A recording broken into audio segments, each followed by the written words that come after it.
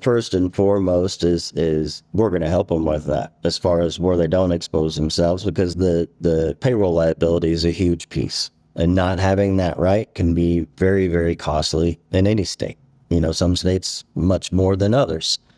They're going to be responsible for making sure they're, keeping their employees safe, keep them in a good workspace, and then managing anything that falls under that HR, OSHA realm, all that stuff that is there. They're going to need to make sure, especially in staffing, that if they're staffing for a certain industry, that they're putting them into a situation that's compliant, safe, and no exposure anyway, that's a danger to the actual employee.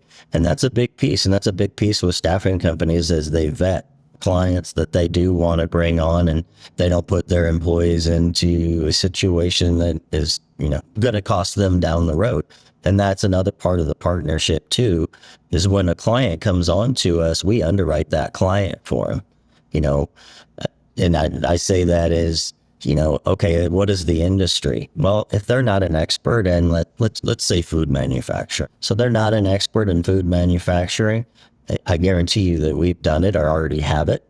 And so we can go in and say, oh, this type of job, this is the exposure you have. This might be the type of work comp injuries that you could have. Sometimes there's nuances in, say, payroll.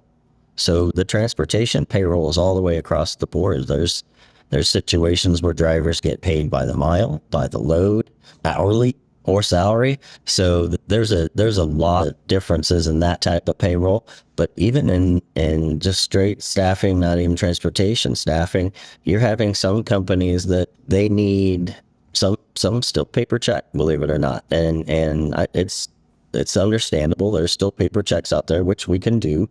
There's direct deposit, obviously, and then there's pay cards.